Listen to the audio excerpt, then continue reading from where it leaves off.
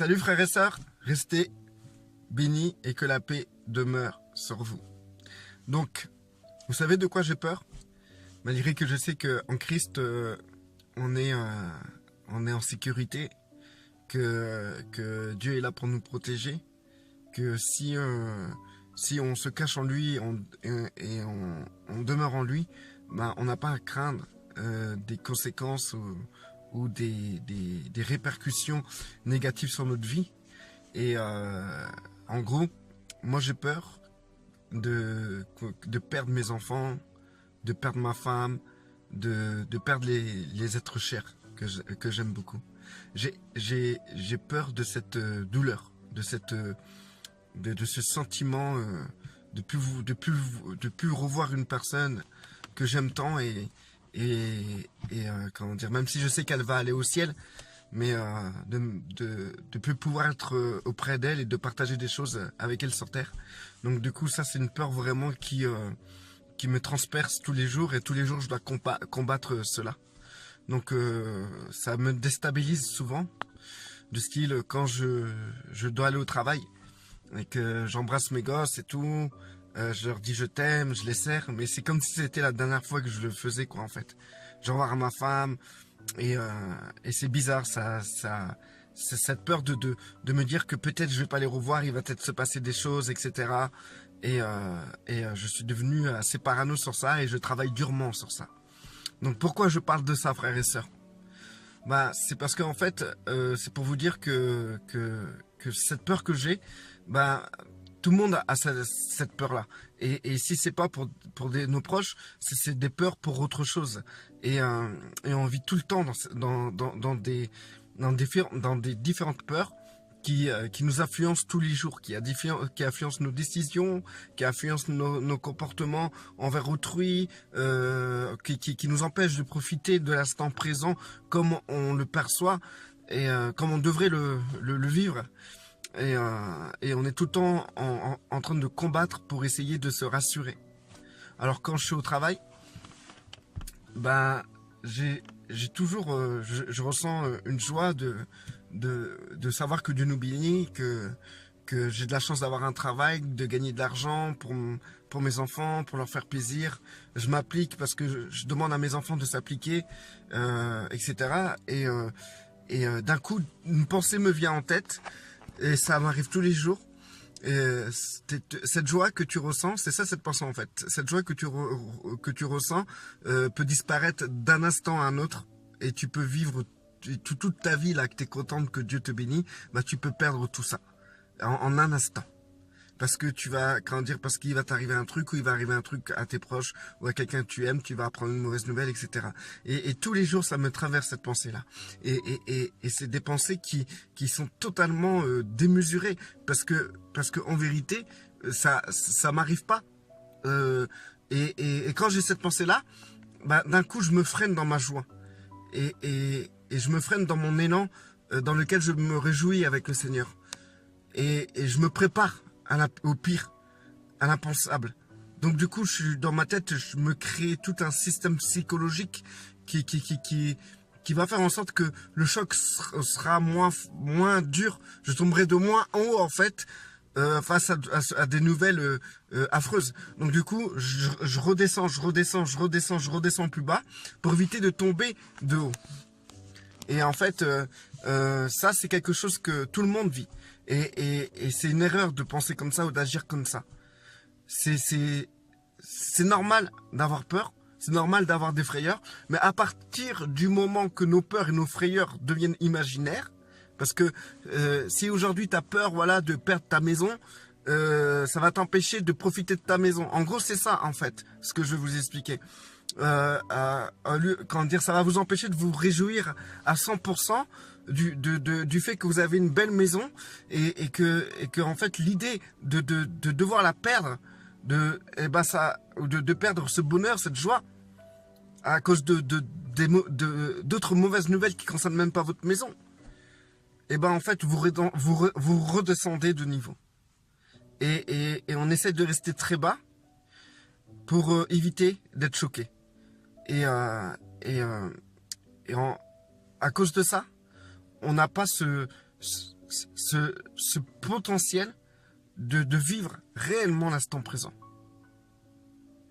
Par exemple que moi je m'inquiète qu'il va arriver un truc à mes enfants, bah il y a quelque chose qui se crée en moi, de l'angoisse, de l'angoisse et surtout je fais fonctionner mon imagination en sorte que je me vois face à cette situation-là, comment je réagis et tout, comment je pourrais réagir, etc.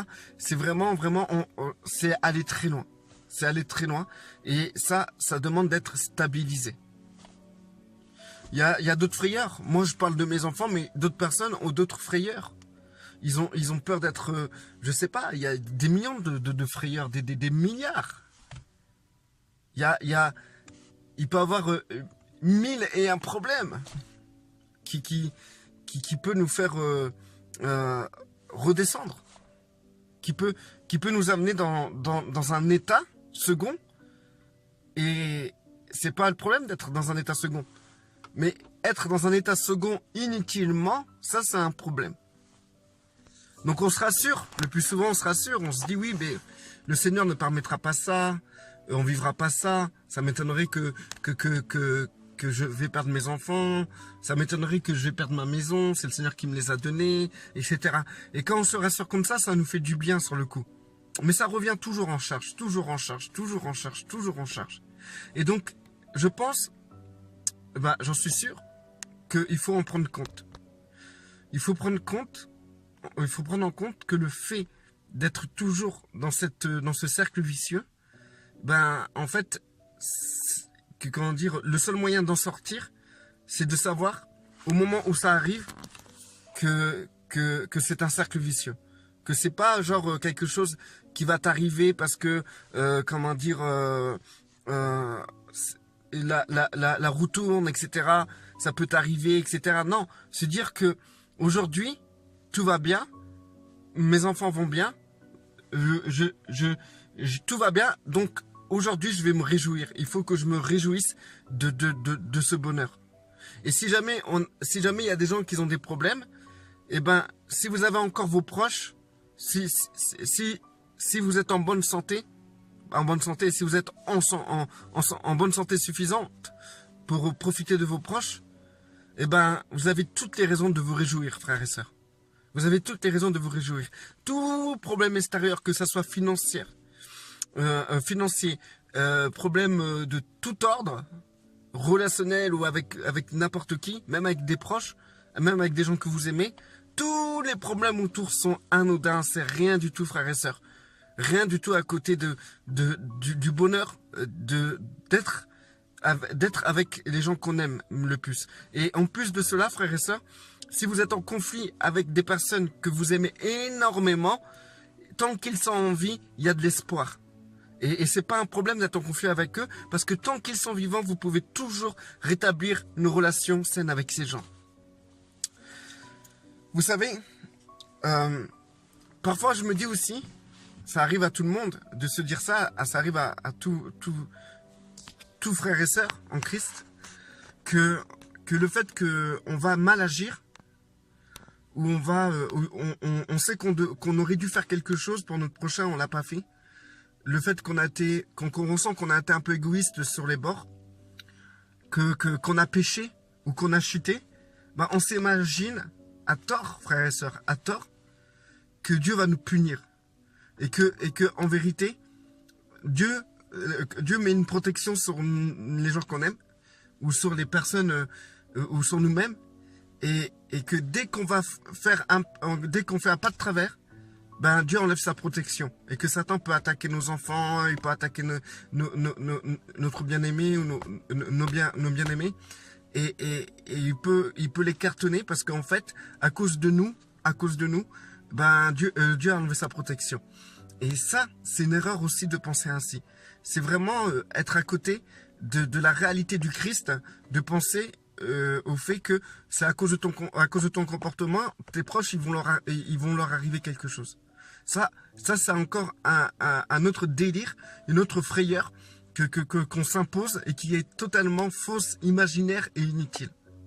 Donc, on commence à douter de la protection de Dieu. Donc en première partie, je vous ai parlé de la peur, certaines peurs qui sont imaginaires, qui sont inutiles. et qu'on doit travailler ça, qu'on doit vraiment faire attention à ce détail-là parce que ça influence grandement nos émotions, notre présent, notre ressenti du moment présent et ça peut modifier beaucoup de choses dans notre journée, dans notre vie de tous les jours. Mais maintenant, je vous parle du doute. Maintenant, le fait que on croit à cause de notre comportement que Dieu ne nous protège plus, ben on se met à douter de l'amour de Dieu envers nous, de l'amour de Dieu envers nos proches.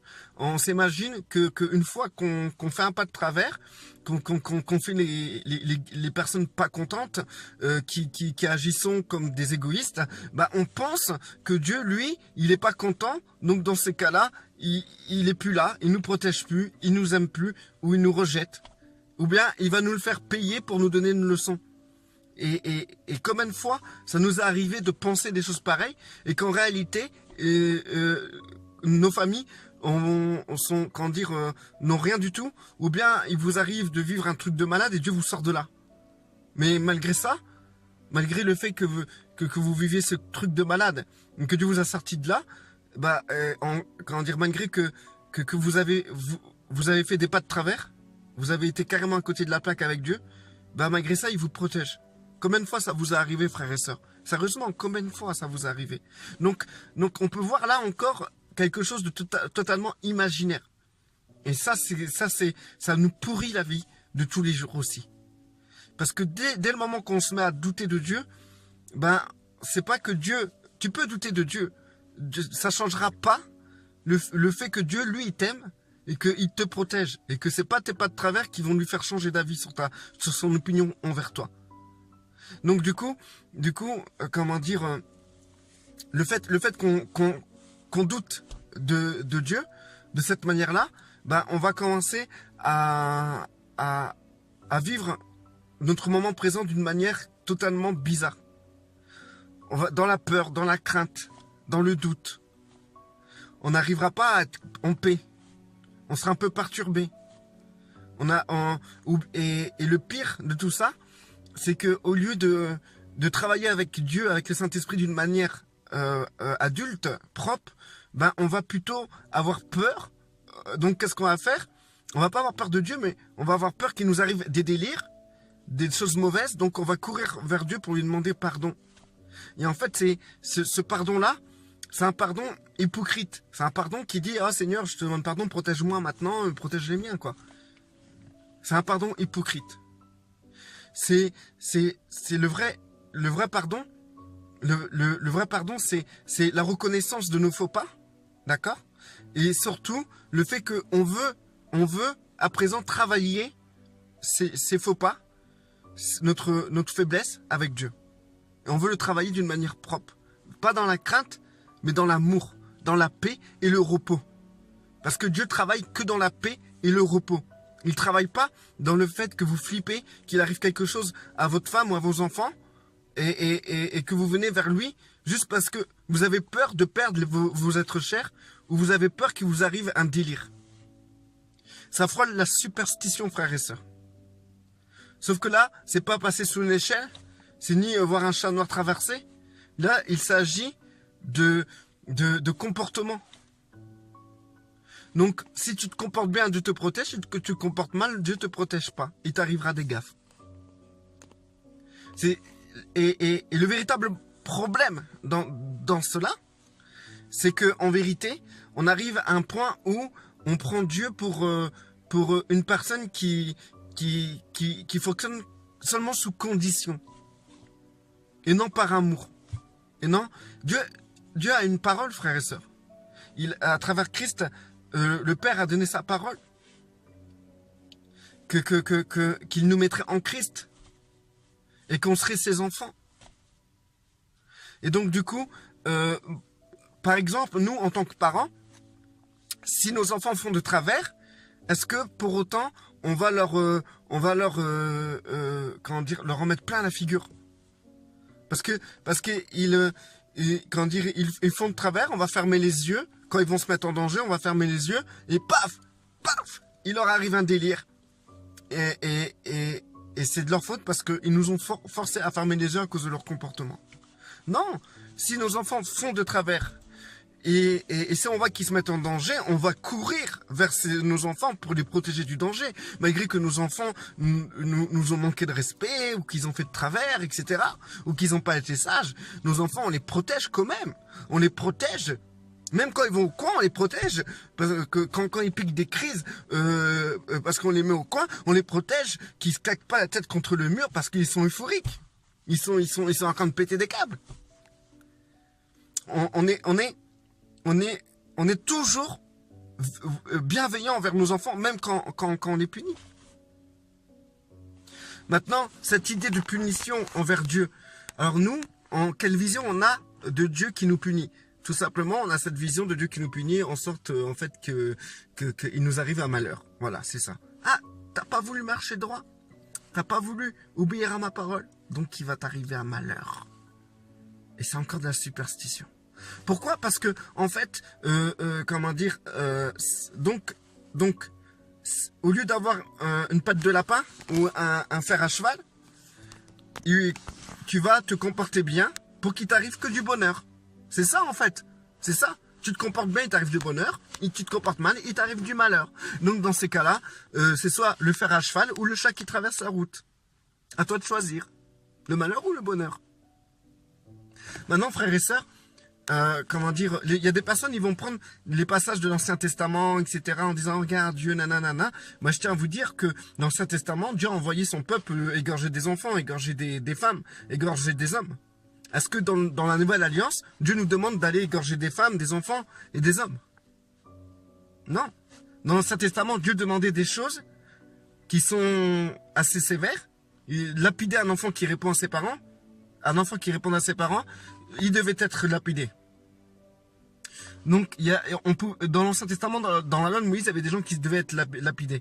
Est-ce que dans le Nouveau Testament, il en est ainsi? Non, parce que la nouvelle alliance que Dieu a donnée, c'est une alliance d'amour, de paix et de grâce.